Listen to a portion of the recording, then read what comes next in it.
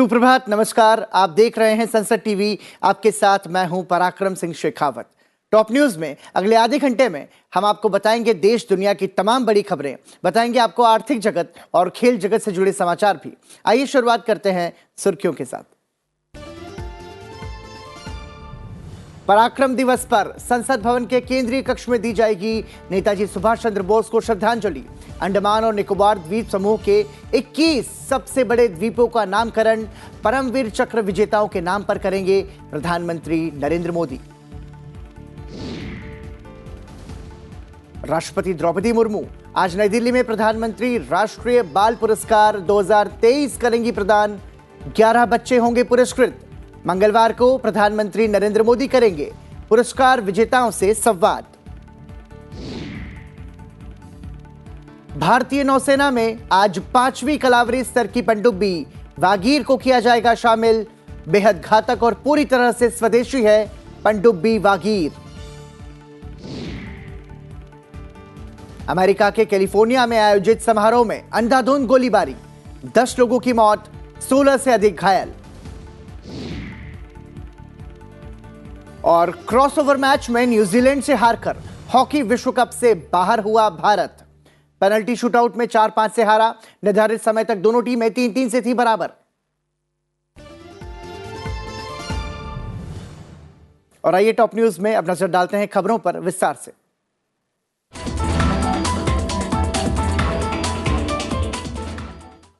आज पराक्रम दिवस है। पराक्रम दिवस पर प्रधानमंत्री नरेंद्र मोदी अंडमान और निकोबार द्वीप समूह के 21 सबसे बड़े द्वीपों का नामकरण परमवीर चक्र विजेताओं के नाम पर करेंगे। कार्यक्रम में प्रधानमंत्री सुबह करीब 11 बजे वीडियो कॉन्फ्रेंसिंग के जरिए शामिल होंगे। सरकार ने नेताजी सुभाष चंद्र बोस के जन्मदिन यानी कि 23 जनवरी को पराक्रम दिवस के रूप में मनाने की घोषणा की थी। कार्यक्रम के दौरान प्रधानमंत्री नरेंद्र मोदी नेताजी सुभाष चंद्र बोस द्वीप पर बनाए जाने वाले नेताजी राष्ट्रीय स्मारक के प्रतिरूप का भी उद्घाटन करेंगे। अंडमान और निकोबार द्वीप समूह के सबसे बड़े द्वीप का नामकरण प्रथम परमवीर चक्र विजेता के नाम पर किया जाएगा। इसी प्रकार आकार की दृष्टि से अन्य द्वीपों का नामकरण किया जाएगा। यह नामकरण जिन परमवीर चक्र विजेताओं के नाम पर किए जाने हैं उनमें major Somnath Sharma, Naik Jadunath Singh, company Havildar major Piru Singh, lance Naik Albert Ekka, major Ramaswamy Parameswaran, captain Vikram Batra और लेफ्टिनेंट मनोज कुमार पांडे शामिल हैं।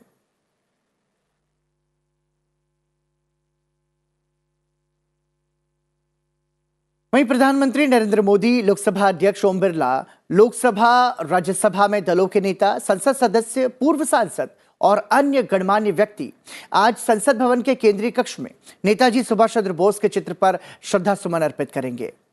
भारत सरकार के शिक्षा मंत्रालय एवं युवा कार्यक्रम एवं खेल मंत्रालय के समन्वय से चयनित 80 युवा प्रतिभागी भी आज संसद भवन के केंद्रीय कक्ष में नेताजी को श्रद्धांजलि अर्पित करेंगे। अखिल भारतीय स्तर पर मंत्रालयों द्वारा आयोजित विभिन्न कार्यक्रमों के विजेता रहे ये युवा प्रतिभागी विभिन्न राज्यों और केंद्र शासित प्रदेशों का प्रतिनिधित्व करेंगे। 80 प्रतिभागियों में से 31 प्रतिभागी नेताजी के योगदान पर हिंदी और अंग्रेजी के साथ साथ क्षेत्रीय भाषाओं में बोलेंगे और उनके जीवन के प्रेरक आदर्शों और प्रसंगों का वर्णन करेंगे। संसद भवन के अलावा चुने हुए प्रतिभागियों को कर्तव्य पथ, युद्ध स्मारक, राजघाट, राष्ट्रीय स्वच्छता केंद्र और प्रधानमंत्री संग्रहालय भी ले जाया जाएगा। प्रतिभागियों को स्मृति चिन्ह भी प्रदान किए जाएंगे।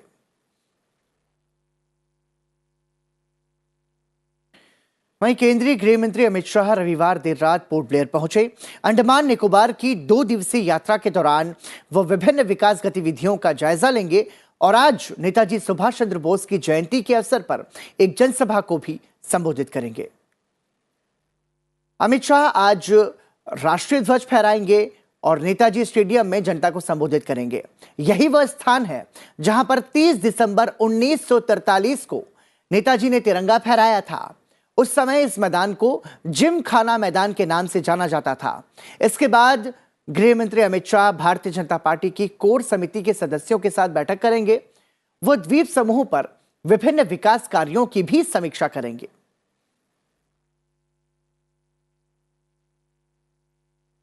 राष्ट्रपति द्रौपदी मुर्मू आज नई दिल्ली में प्रधानमंत्री राष्ट्रीय बाल पुरस्कार 2023 प्रदान करेंगी। मंगलवार को प्रधानमंत्री नरेंद्र मोदी इन पुरस्कार विजेताओं से संवाद करेंगे। पुरस्कार पाने वाले बच्चों में 11 राज्यों और केंद्र शासित प्रदेशों के 6 लड़के और 5 लड़कियां शामिल हैं। प्रत्येक विजेता को एक पदक, 1 लाख रुपए की नकद राशि और एक प्रमाण पत्र दिया जाएगा। यह पुरस्कार 5 वर्ष से 18 वर्ष की आयु के बच्चों को 6 श्रेणियों में उत्कृष्ट प्रदर्शन के लिए दिया जाता है। ये श्रेणियां हैं कला और संस्कृति, बहादुरी, नवाचार, शैक्षिक, सामाजिक सेवा और खेल। इस मौके पर महिला एवं बाल विकास मंत्री स्मृति ईरानी, साथ ही महिला एवं बाल विकास राज्य मंत्री मंजू पारा महेंद्र भाई विजेता बच्चों के साथ बातचीत करेंगे और अपने क्षेत्र में उत्कृष्ट प्रदर्शन के लिए उन्हें बधाई देंगे। अब बात करते हैं अगली खबर की। भारतीय नौसेना में आज 5वीं कलावरी स्तर की पनडुब्बी वागीर को शामिल किया जाएगा। यह पनडुब्बी मुंबई के मझगांव डाक शिप बिल्डर्स लिमिटेड ने फ्रांस स्थित मेसर्स नेवल ग्रुप के सहयोग से भारत में ही बनाई है। नौसेना प्रमुख एडमिरल आर हरि कुमार इस पनडुब्बी को कमीशन करेंगे। वागीर को बनाने में अभी तक निर्मित सभी पनडुब्बियों में सबसे कम समय लगा है। वागीर भारतीय नौसेना की क्षमताओं को और मजबूत करेगा। ये सतहरोधी युद्ध, पनडुब्बी रोधी युद्ध, खुफिया जानकारी एकत्र करना, माइंस बिछाना और निगरानी मिशन सहित विभिन्न मिशंस को पूरा करने में सक्षम है। वागीर का नाम सैंड शार्क के नाम पर रखा गया है, जो गोपनीयता और निडरता 2 गुणों को प्रदर्शित करता है। भारत की जीवंत सांस्कृतिक विरासत, आर्थिक और सामाजिक प्रगति को दर्शाने वाली कुल 23 झांकियां 26 जनवरी को औपचारिक परेड का हिस्सा होंगी। इनमें राज्यों और केंद्र शासित प्रदेशों से 17 विभिन्न मंत्रालयों, विभागों से 6 झांकियां शामिल होंगी। रक्षा मंत्रालय ने यह जानकारी साझा करते हुए बताया कि विभिन्न राज्यों द्वारा इस वर्ष अपनाई गई थीम काफी हद तक सांस्कृतिक विरासत और अन्य विषयों के अलावा नारी शक्ति को समर्पित है। पश्चिम बंगाल की झांकी में कोलकाता की दुर्गा पूजा और यूनेस्को की अमूर्त सांस्कृतिक विरासत सूची में इसके शामिल होने का जश्न मनाया जाएगा। वहीं आपको बताया हमने, पश्चिम बंगाल की झांकी में कोलकाता की दुर्गा पूजा का जश्न दिखेगा। इसके अलावा असम की झांकी में पौराणिक अहोम सेनापति लचित बोरफुकन और प्रसिद्ध कामाख्या मंदिर सहित इसके सांस्कृतिक स्थलों को गर्व से दिखाया जाएगा। वहीं हरियाणा की झांकी में श्रीमद् भगवद गीता में वर्णित भगवान कृष्ण की एक विराट स्वरूप प्रतिमा को चित्रित किया जाएगा। इसके अलावा समारोह में मिस्र की सैन्य टुकड़ी भी भाग ले रही है। आपको बता दें कि मिस्र के राष्ट्रपति अब्दुल फतेह अल सीसी 26 जनवरी को नई दिल्ली में गणतंत्र दिवस समारोह के मुख्य अतिथि होंगे। वो मंगलवार को भारत पहुंचेंगे।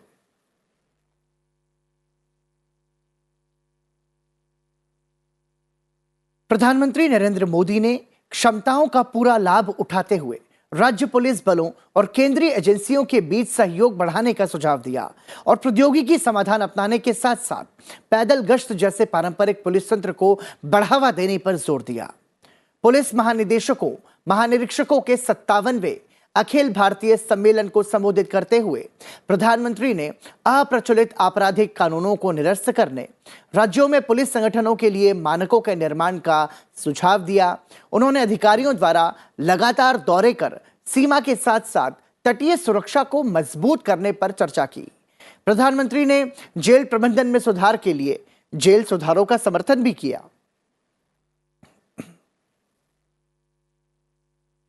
वहीं प्रधानमंत्री नरेंद्र मोदी ने उच्चतम न्यायालय के फैसलों को क्षेत्रीय भाषाओं में उपलब्ध कराने पर प्रधान न्यायाधीश डी.वाई. चंद्रचूड़ के जोर देने की सराहना की। प्रधानमंत्री ने ट्वीट करते हुए कहा कि प्रधान न्यायाधीश डी.वाई. चंद्रचूड़ ने उच्चतम न्यायालय के फैसलों को क्षेत्रीय भाषाओं में उपलब्ध कराने की दिशा में काम करने की बात कही। उन्होंने इसके लिए प्रौद्योगिकी के उपयोग का भी सुझाव दिया। ये एक प्रशंसनीय विचार है जो कई लोगों की मदद करेगा। हाल ही में एक समारोह में न्यायमूर्ति चंद्रचूड़ ने उच्चतम न्यायालय के निर्णय को क्षेत्रीय भाषाओं में उपलब्ध कराने की दिशा में काम करने की आवश्यकता बताई थी। प्रधानमंत्री ने कहा कि भारत में कई भाषाएं हैं जिनसे देश में सांस्कृतिक विविधता आती है। उन्होंने कहा कि केंद्र सरकार इंजीनियरिंग और मेडिसिन जैसे विषयों को मातृभाषा में पढ़ने का विकल्प देने समेत भारतीय भाषाओं को प्रोत्साहित करने के कई कदम उठा रही है।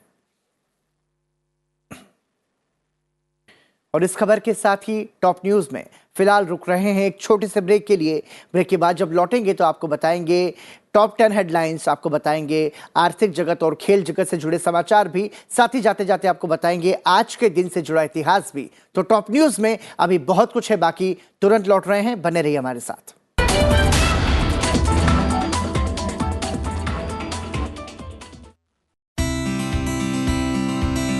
वो घर बनाएगी, घर सजाएगी, घर चलाएगी, उसे कम मत समझना, वो ही आपके घर का बजट बनाएगी। जब एक महिला अपने बजट्स को देखती है तो वो पूरे परिवार की उम्मीदों और आशाओं पे खरी उतरती है। देश का बजट जो है देश के लिए नीतियाँ लेकर आता है और उन नीतियों का असर महिलाओं पर भी पड़ता है। इतना टाइम महिला बजट्स में जो स्पेंड करना चाहिए और सोचना चाहिए और कनेक्ट होना चाहिए, it is the maximum if you look at the number of hours. अपना आसमां में इस बार का विषय होगा बजट और महिलाएं। देखना ना भूलिए कार्यक्रम अपना आसमां, सोमवार शाम 6 बजे सिर्फ संसद टीवी पर।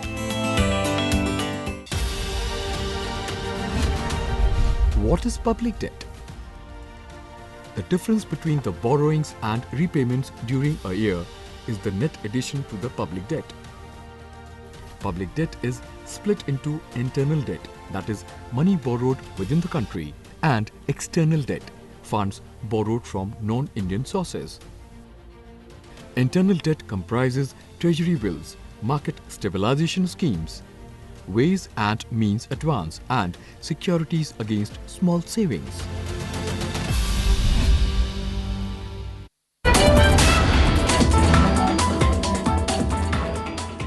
ब्रेक के बाद एक बार फिर आपका स्वागत। आप देख रहे हैं टॉप न्यूज और अंतर्राष्ट्रीय खबरों से पहले आइए एक नजर डालते हैं टॉप 10 हेडलाइंस पर।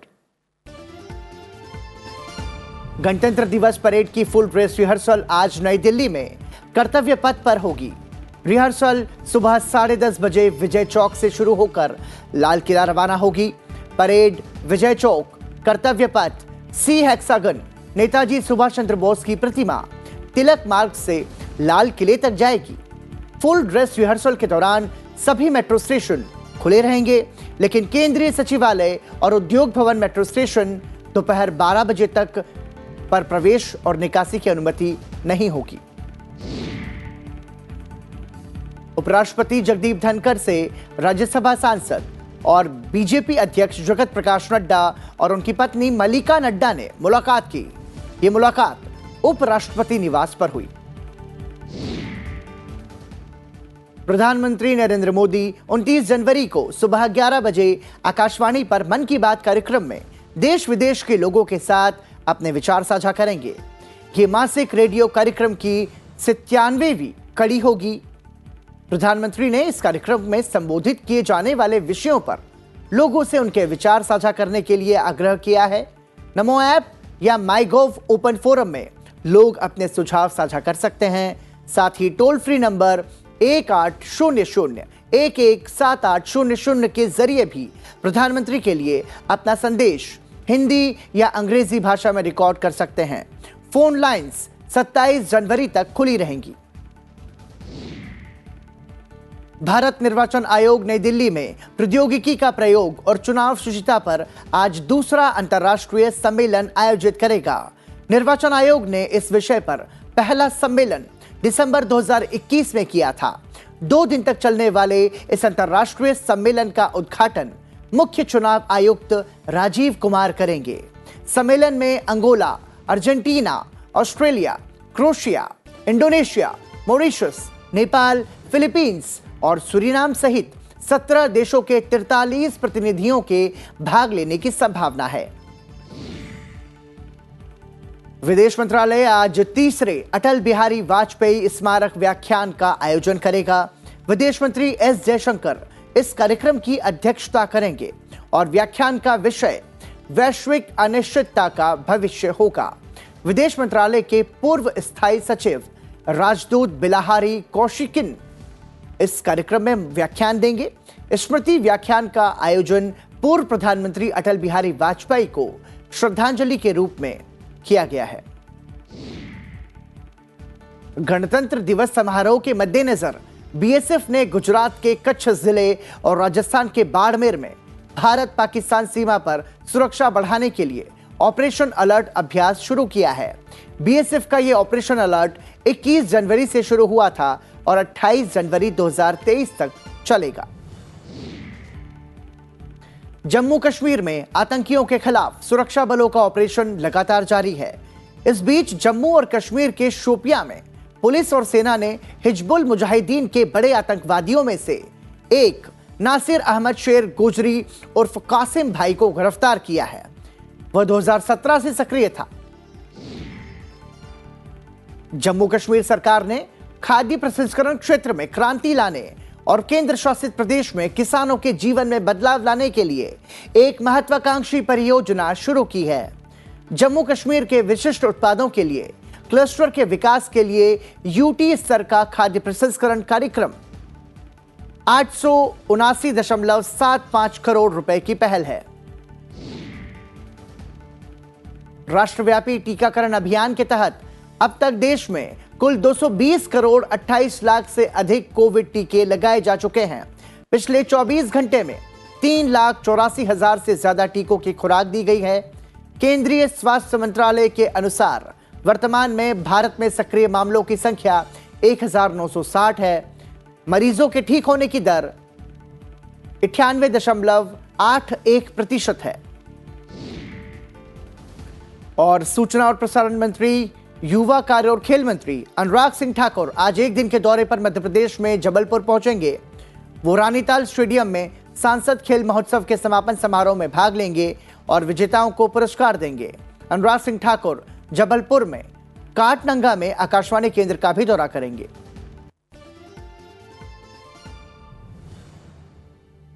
और टॉप 10 हेडलाइंस के बाद आइए अब नजर डालते हैं अंतर्राष्ट्रीय खबरों पर। अमेरिका के कैलिफोर्निया में एक समारोह में अंधाधुंध गोलीबारी की घटना सामने आई है। एक समारोह में हुई गोलीबारी में कम से कम 10 लोगों की मौत हो गई है, जबकि 16 लोग घायल हो गए हैं। घटना कैलिफोर्निया के मॉन्टेरी पार्क में हुई। इस घटना के बाद इलाके में दहशत का माहौल है। पुलिस ने मौके पर पहुंचकर मोर्चा संभाल लिया है। घायलों को नजदीकी अस्पताल में भर्ती कराया गया है। पुलिस के मुताबिक कैलिफोर्निया के एक डांस क्लब में गोलीबारी करने के बाद से बंदूकधारी फरार है। उसकी पहचान फिलहाल एशियाई व्यक्ति के रूप में हुई है। वहीं रूस की संसद के निचले सदन के स्पीकर ने चेतावनी दी कि यूक्रेन को अधिक शक्तिशाली हथियारों की आपूर्ति करने वाले देशों ने अपने स्वयं के विनाश का जोखिम उठाया है।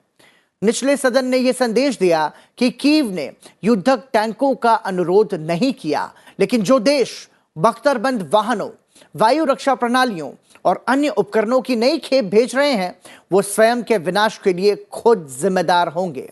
बता दें कि यूक्रेन के समर्थक देशों ने जर्मनी में रामस्टीन एयरबेस में एक बैठक के दौरान यूक्रेन को अरबों डॉलर की सैन्य सहायता देने का वादा किया था। तुर्की के राष्ट्रपति रेसेप तय्यिप एर्दोगन ने घोषणा की कि चुनाव निर्धारित समय से 1 महीने पहले 14 मई को होंगे। एर्दोगन ने उत्तर पश्चिमी बर्सा प्रांत में युवा सम्मेलन के दौरान यह घोषणा की। इस कार्यक्रम का एक वीडियो रविवार को भी जारी किया गया। एर्दोगन फिर से चुनाव लड़ने की योजना बना रहे हैं। आपको बता दें कि एर्दोगन ने कहा कि यह मेरा सौभाग्य है कि हम आपके साथ और हमारे मूल्यवान युवाओं के साथ, जो 14 मई को होने वाले चुनावों में पहली बार मतदान करेंगे, अपना भविष्य साझा कर रहे हैं।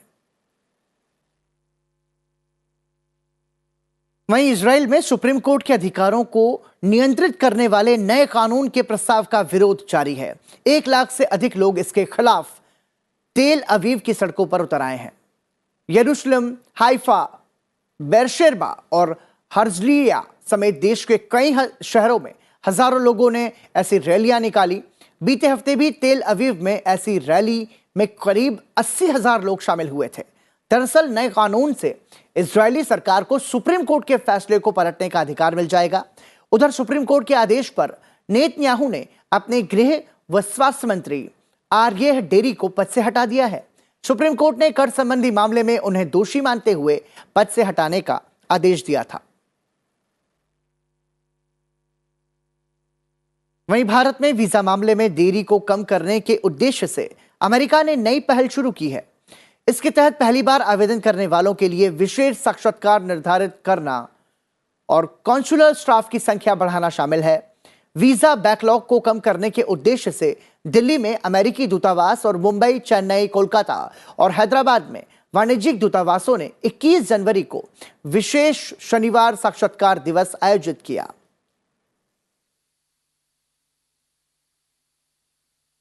और अंतर्राष्ट्रीय खबरों की बात, आइए अब नजर डालते हैं आर्थिक जगत से जुड़ी बड़ी खबरों पर बिजनेस बस के जरिए।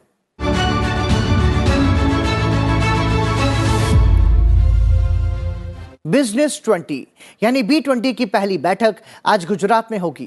केंद्रीय मंत्री पीयूष गोयल, अश्विनी वैष्णव, राज्य के मुख्यमंत्री भूपेंद्र पटेल, G20 के लिए भारत के शेरपा अमिताभ कांत, टाटा सन्स के अध्यक्ष एन चंद्रशेखरन और अनेक राष्ट्रीय और अंतर्राष्ट्रीय व्यापार समूह बैठक में भाग लेंगे। गुजरात के गांधीनगर में आयोजित B20 की इस स्थापना बैठक का विषय रेज तय किया गया है, जिसका विस्तारित रूप है जिम्मेदार, गतिशील, नवाचारी, सतत और समान अवसरों का व्यापार। बैठक में उद्योग जगत की प्राथमिकताओं पर विचार विमर्श होगा, जिसके आधार पर नीतिगत सिफारिशें तय की जाएंगी। ब्रिटेन के व्यापार मंत्री कैमी बॉडनोक ने कहा है कि भारत ब्रिटेन मुक्त व्यापार समझौता यानी FTA इस साल होने की उम्मीद है, लेकिन इसमें भारतीयों के लिए मुक्त आवाजाही वीजा की पेशकश को बढ़ावा नहीं मिलेगा। कैमी बॉडनोक पिछले महीने छठे दौर की वार्ता शुरू करने के लिए दिल्ली आए थे। इस दौरान उन्होंने वाणिज्य और उद्योग मंत्री पीयूष गोयल के साथ वार्ता की थी। हाल ही में द टाइम्स को दिए गए एक इंटरव्यू में ब्रिटेन के व्यापार मंत्री ने ऑस्ट्रेलिया के साथ किए गए FTA के बीच किसी भी बड़ी समानता को भी खारिज किया है। मंत्री केमी बॉडनोक ने कारोबारी अवमानना जैसे आवागमन जैसे मुद्दों पर रियायतें देने का संकेत जरूर दिया है, लेकिन भारतीयों को ऑस्ट्रेलिया की तरह ही डील मिलने की संभावना से इनकार किया, जो 35 वर्ष से कम उम्र के लोगों को ब्रिटेन में 3 साल तक रहने और काम करने की अनुमति देता है।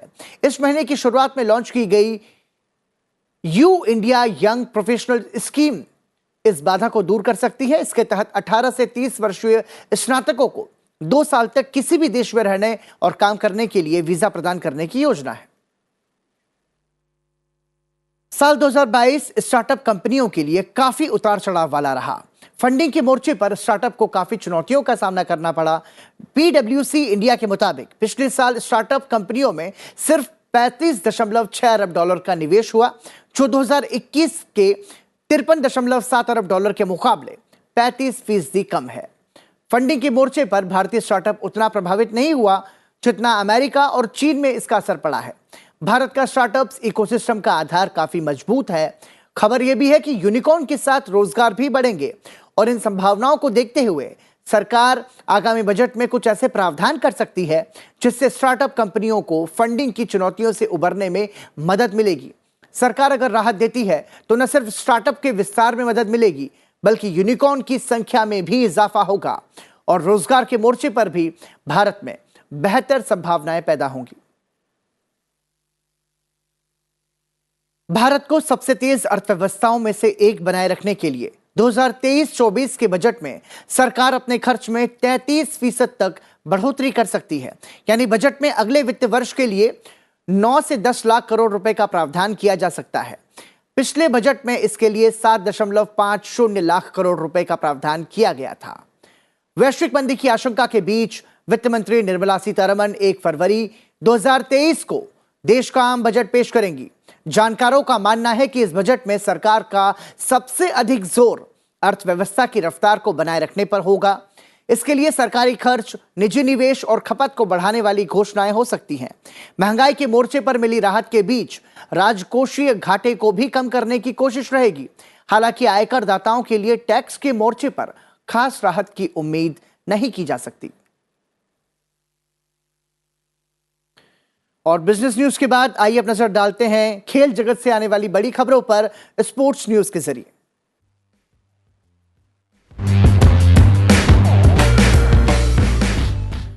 भारतीय हॉकी टीम का विश्व कप का सपना एक बार फिर से टूट गया।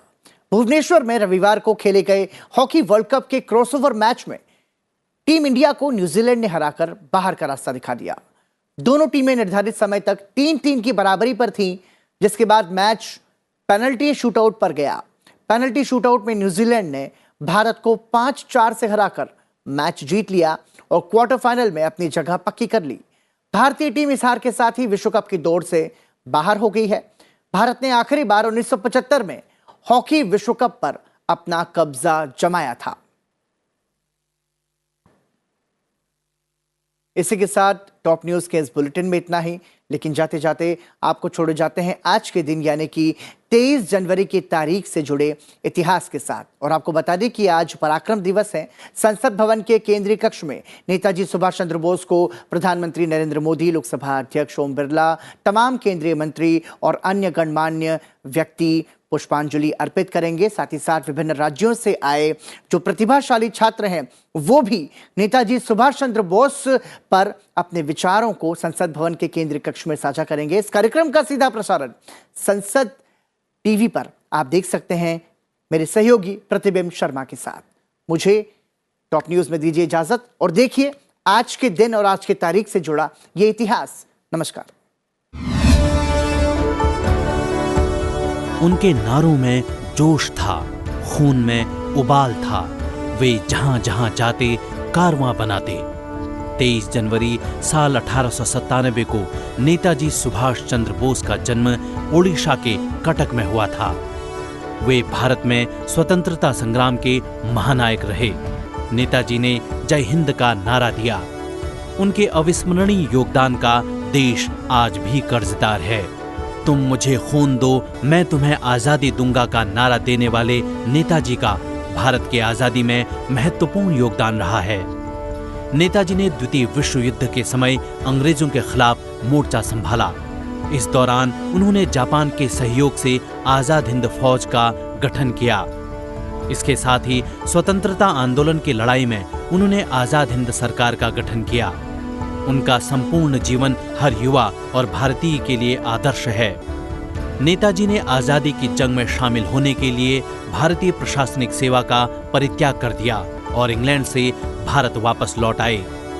साल 2021 में भारत के प्रधानमंत्री नरेंद्र मोदी ने नेताजी की जयंती को पराक्रम दिवस के रूप में मनाने की घोषणा की। उसके बाद से भारत उनकी जयंती को हर साल पराक्रम दिवस के रूप में मना रहा है।